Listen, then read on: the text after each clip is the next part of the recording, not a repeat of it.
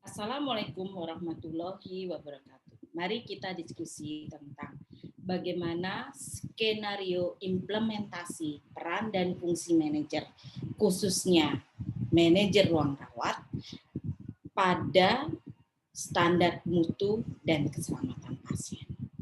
Khususnya adalah pengelolaan, implementasi, pelayanan, dan asuhan keperawatan di rawat inap sesuai dengan standar SNAS.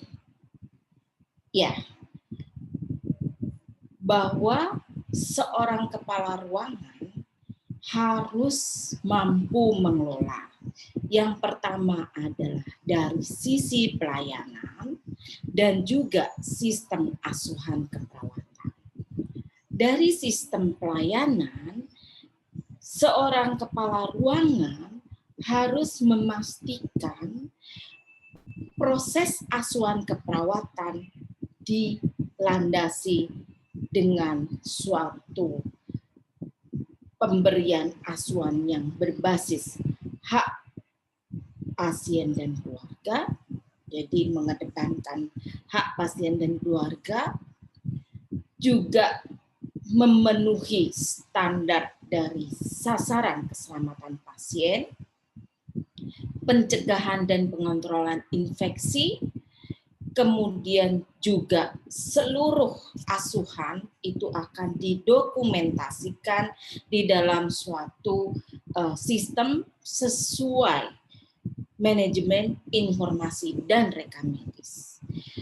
Dalam melakukan suatu asuhan, maka seorang perawat itu harus kompeten, kepala ruangan harus menjamin adanya kompetensi, dan juga asuhan dilakukan sesuai dengan kewenangan yang sudah ditetapkan oleh direktur melalui proses kredensial dan rekredensial oleh komite keperawatan yang diatur di dalam standar kompetensi dan kewenangan STAK.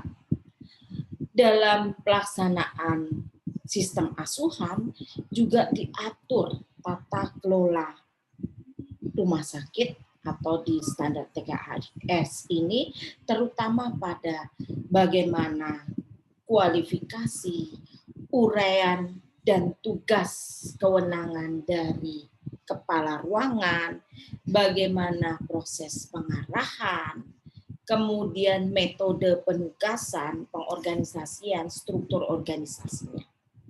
Dan tentunya ketika melakukan suatu asuhan juga memenuhi standar fasilitas atau MFK.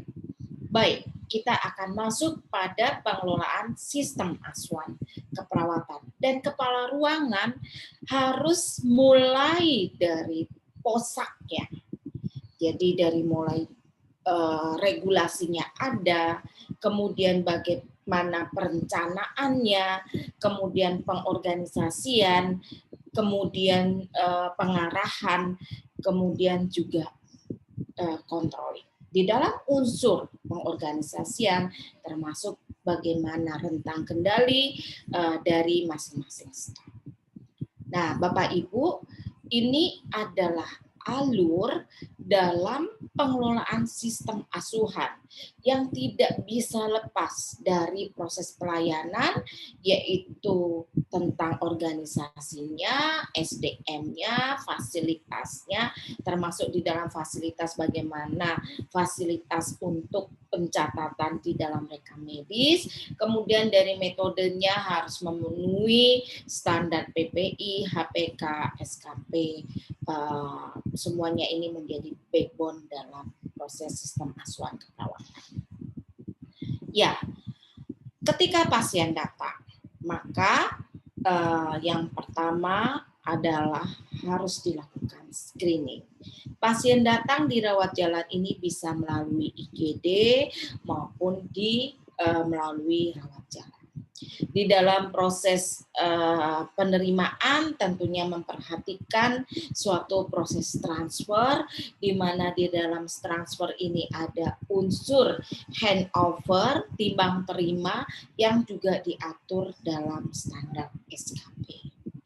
Kepala ruangan memastikan bahwa dokumen transfer itu adalah memang ada hal-hal yang harus dilanjutkan atau continuity of care dari IGD atau dari rawat jalan menuju ke asuhan di rawat inap. Setelah dilakukan transfer dan juga sudah dilakukan screening sebelum transfer, maka ada proses yang namanya asesmen awal keperawatan. Di AP.1 itu ada regulasinya. Selalu dimulai bahwa ruangan mempunyai suatu regulasi. Bagaimana regulasi tentang asesmen awal keperawatan? Regulasi ini bisa berupa panduan dan juga SOP. Regulasinya harus disosialisasikan, tidak hanya ditempatkan pada misalnya almari yang tertutup atau di kamar kepala ruangannya. Dan setelah regulasi ini adalah bagaimana implementasinya. Ketika pasien datang, kalau kita memahami proses dari standar ini, sebenarnya alurnya adalah seperti cerita. Dan cerita ini sesuai dengan regulasi yang sudah ditetapkan.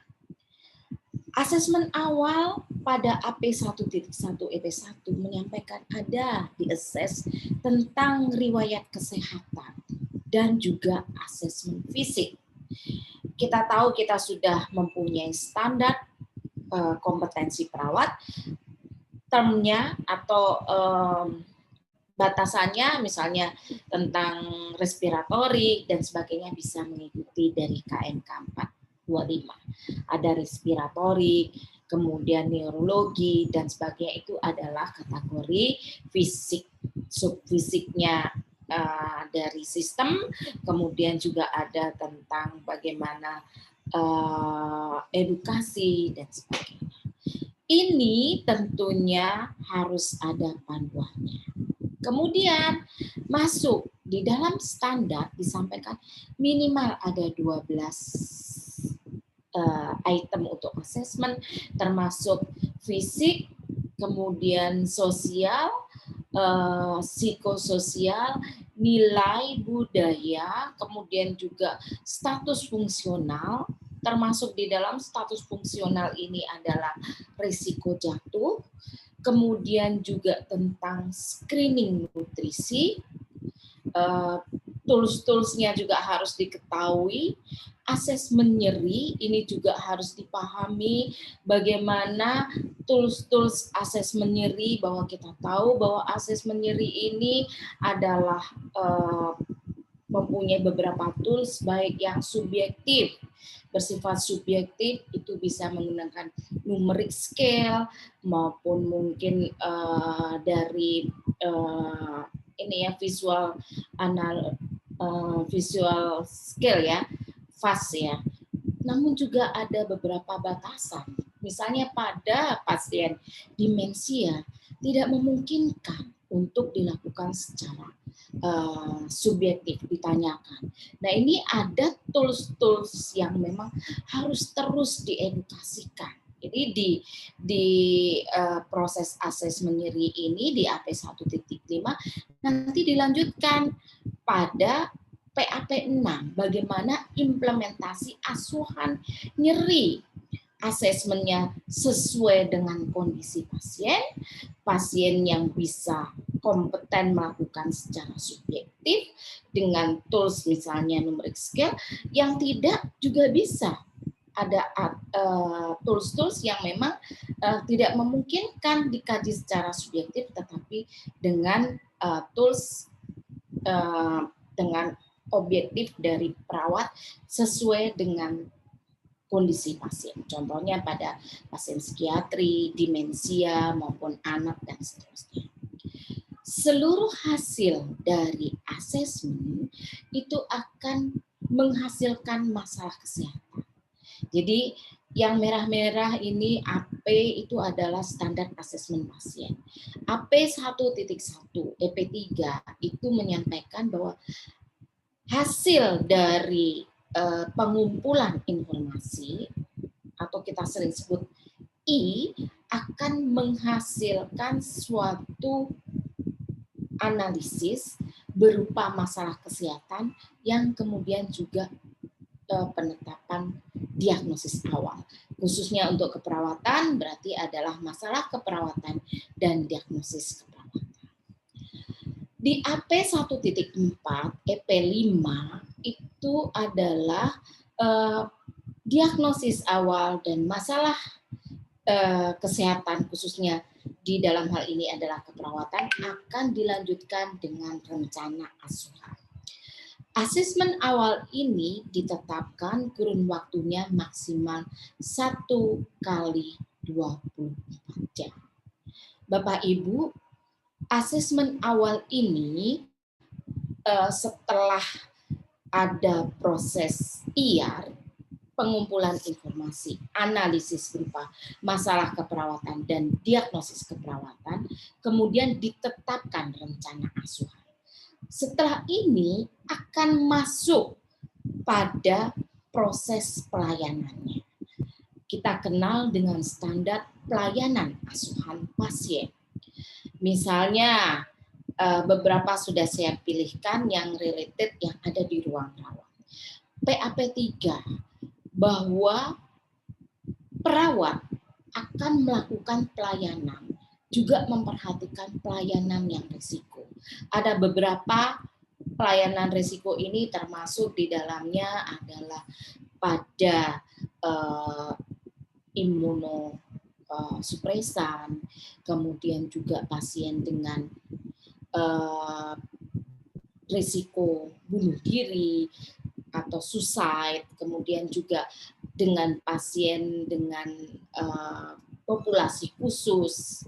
Ini juga dijelaskan lebih detail pada PAP38 pada lansia, anak, bayi, karena kasus-kasus penculikan itu juga ada. Maka kepala ruangan pun paham bahwa di ruangannya ini karakteristik populasinya seperti apa dan ada nggak pelayanan-pelayanan yang mempunyai risiko tinggi.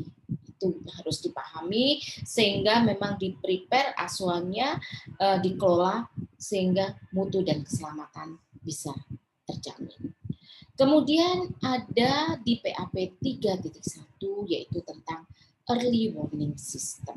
Bagaimana tanggung jawab keperawatan selalu memonitor dari early warning system, kemudian ada mekanisme untuk penyampaian kepada tim kolaborasi, kemudian bagaimana pengambilan keputusan lanjutan dari hasil dari early warning system ini.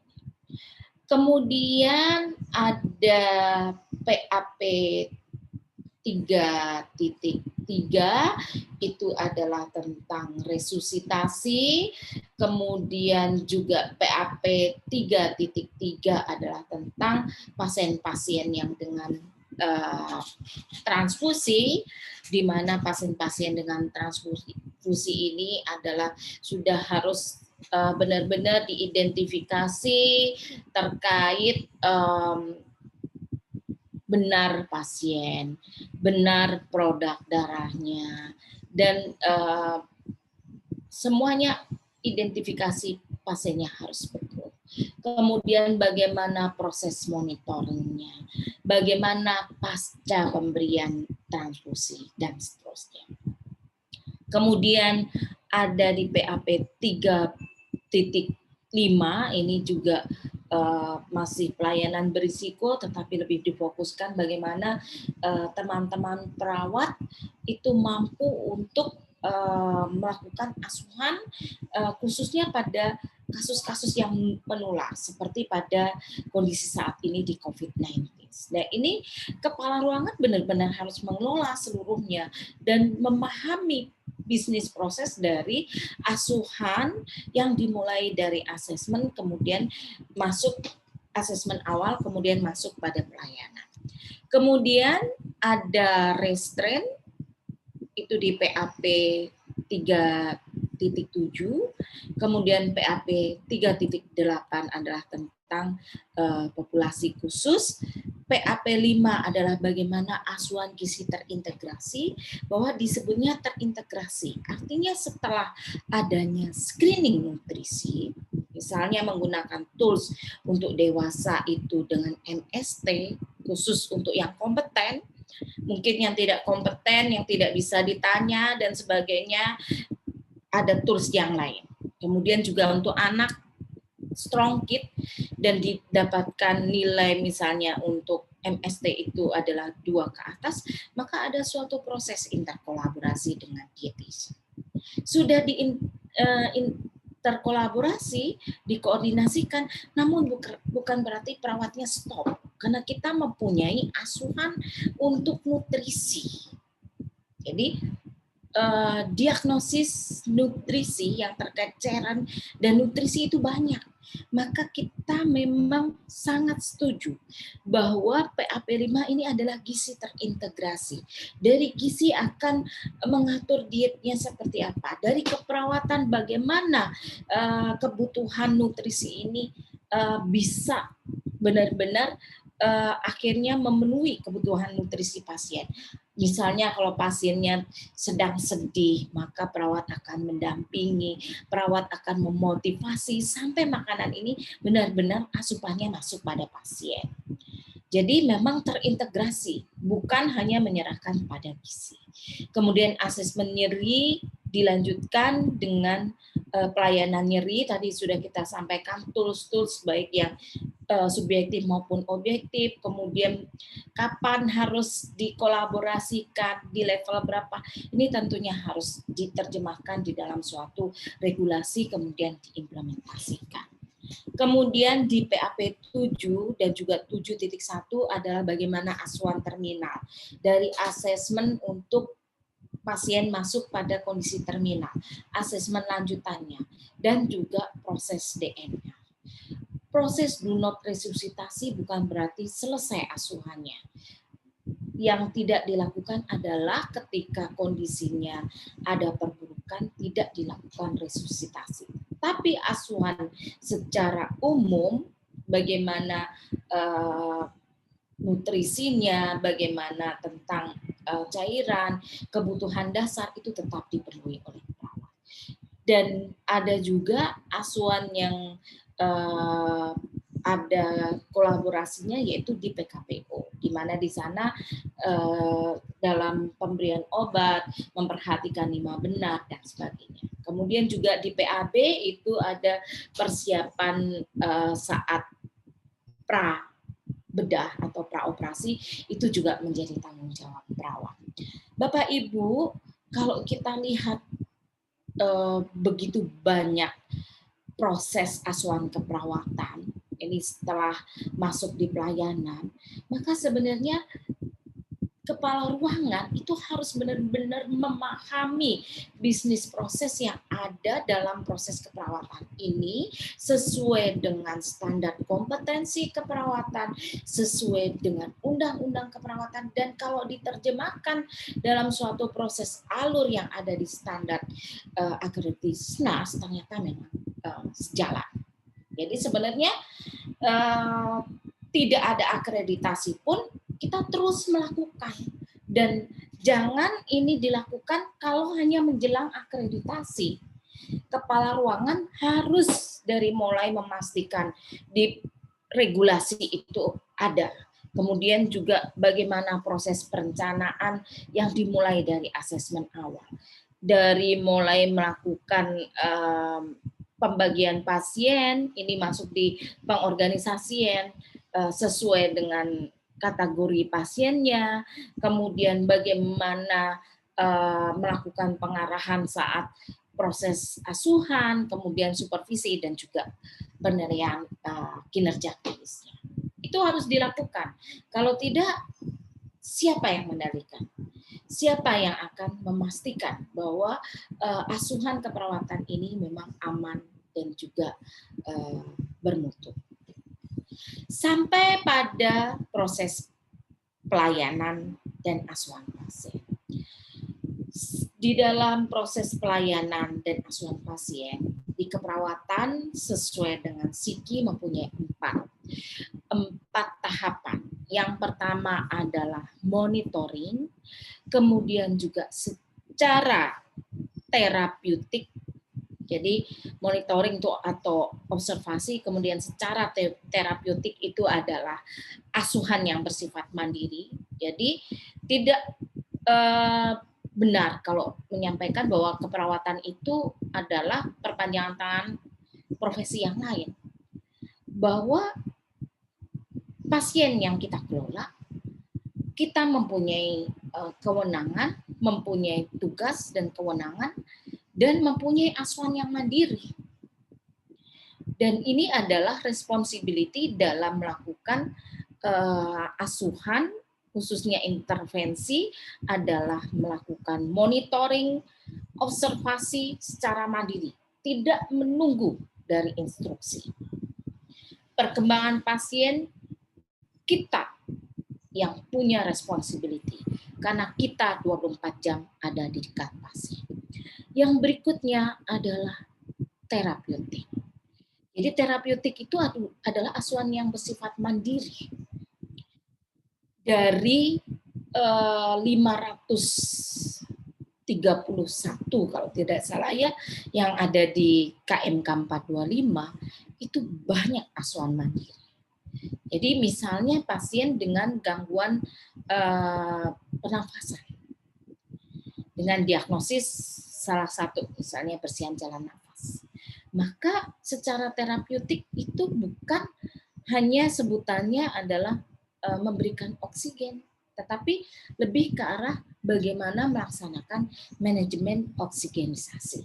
Dari mulai proses monitoringnya, dari bagaimana peran perawat secara mandiri tentang posisinya, tentang bagaimana memantau terkait perkembangan pasien setelah intervensi perubahan posisi, kemudian juga tentang edukasinya, dan yang terakhir baru kolaborasi. Jadi polanya ada 4, yaitu observasi atau monitoring, ini mandiri, kemudian terapeutik juga dilakukan secara mandiri, edukasi juga dilakukan, edukasi keperawatan dilakukan secara mandiri, otonominya juga ada di keperawatan, dan yang terakhir baru untuk tindakan yang bersifat invasif dan juga medikal, maka dilakukan suatu proses kolaborasi.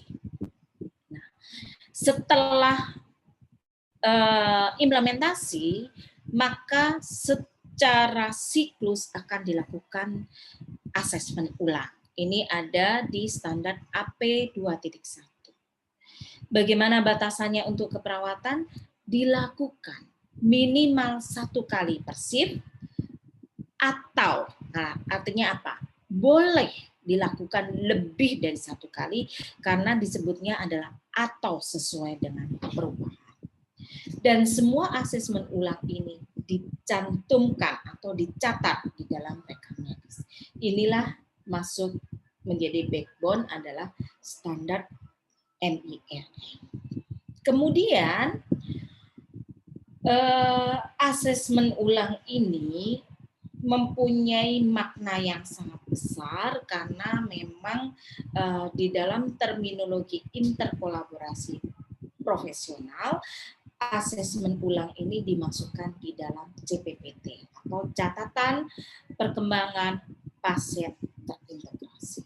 Seluruh PPA akan melakukan dokumentasi di satu form yang menunjukkan masing-masing telah melakukan suatu asesmen, kemudian juga menganalisis, kemudian melakukan intervensi, hasilnya seperti apa, serta planning selanjutnya. Dan di dalam CPPT ini akan saling terkait karena perkembangan pasiennya ini dari sisi-sisi masing-masing peran dari PPA akan bisa diikuti. Ada hal yang akan dikoordinasikan. Misalnya di dalam proses evaluasi ulang, ini pasiennya kondisinya, contoh yang tadi aja, MST-nya 2. Maka di dalam proses CPPT, kita bisa melakukan di instruksi kita tuliskan request pada dietitian karena MST-nya 2 dan ada indikasi pasiennya cenderung tidak mau makan karena merasa menunya tidak cocok. Nah, itu kita bisa melakukan suatu proses kolaborasi. Inilah pentingnya CPPT. Jadi tidak hanya sekedar memindahkan SOAT yang biasa kita lakukan hanya untuk skupnya keperawatan. Tapi di sini juga mengandung makna yang sangat tinggi, yaitu tentang interkolaborasi. Jadi saling interkolaborasi antar PPK. Ya, kemudian begitu banyaknya kegiatan dan ini mengalir menggunakan pola nursing proses, maka diperlukan suatu kompetensi. Dan ini diatur di dalam AP3, yaitu disampaikan PPA yang kompeten dan diberi kewenangan dalam melakukan asesmen awal dan PAP.